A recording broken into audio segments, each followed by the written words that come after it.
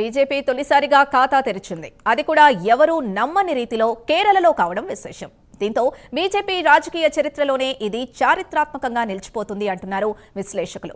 Kerala local body ఎన్నికల ఫలితాల్లో Bharatiya Janata party నేతృత్వంలోని ఎన్డీఏ రాష్ట్ర రాజధాని తిరువనంతపురం మున్సిపల్ కార్పొరేషన్లో మొదటిసారిగా మేయర్ పీఠాన్ని కైవసం చేసుకుంది.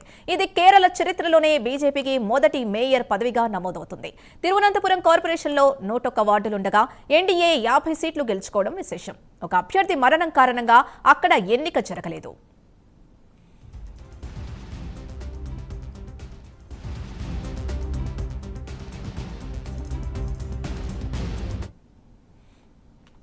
దీంతో తిరువనంతపురం కార్పొరేషన్లో బీజేపీ అతిపెద్ద పార్టీగా అవతరించింది. ఆ తర్వాత సిపిఎం నేతృత్వంలోని ఎల్డీఎఫ్కు 29 సీట్లు, కాంగ్రెస్ నేతృత్వంలోని యూడీఎఫ్కు 19 సీట్లు, ఇండిపెండెంట్లు మరో 2 సీట్లు గెలుచుకున్నారు.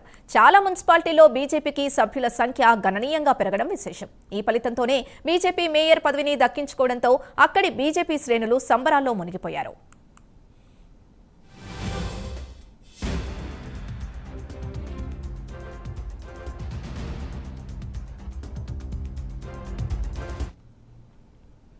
ఇక 2020 ఎన్నికల్లో ఎల్డీఎఫ్ 52 సీట్లు గెలుచుకొని అధికారంలో ఉండగా బీజేపీ 35 సీట్లు, యూడీఎఫ్ 10 సీట్లకు పరిమితమయ్యాయి. ఇప్పుడు బీజేపీ భారీగా పుంజుకోవడంతో ఆ పార్టీ శ్రేణులకు ఆత్మస్థైర్యాన్నిస్తోంది. గత 45 ఏళ్లుగా కేరళలో కొనసాగుతున్న ఆధిపత్యం ఒక్క ఫలితంతో అంతమైపోతుందని బీజేపీ నేతలు అభివర్ణిస్తున్నారు. అటు ప్రధాని మోదీ ఈ విజయాన్ని కేరళ రాజకీయాల్లో వాటర్ షెడ్ మూవ్మెంట్ అంటూ అభివర్ణించారు.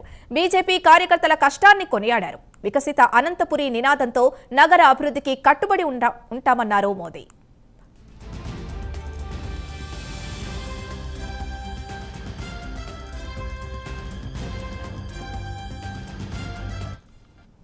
బీజేపీ రాష్ట్ర అధ్యక్షుడు రాజీవ్ చంద్రశేఖర్ ప్రచారం, స్థానిక సమస్యల్ని లెఫ్ట్ ప్రభుత్వం విస్మరించడం, హిందూ వ్యతిరేకత, బుజ్జగింపు మత రాజకీయాలకు పెద్దపీట వేయడంతో ప్రజలు బీజేపీకి పాజిటివ్ రెస్పాన్స్ అయ్యారని ఆ పార్టీ నేతలు చెబుతున్నారు.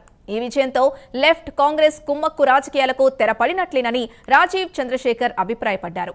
2026లో కేరళ అసెంబ్లీకి ఎన్నికలు కూడా ఉన్నాయి. ఈ గెలుపు అసెంబ్లీ ఎన్నికల్లో బీజేపీకి బూస్టప్ అవుతుందన్న వ్యాఖ్యలు ఆ పార్టీ శ్రేణుల్లో వినిపిస్తున్నాయి.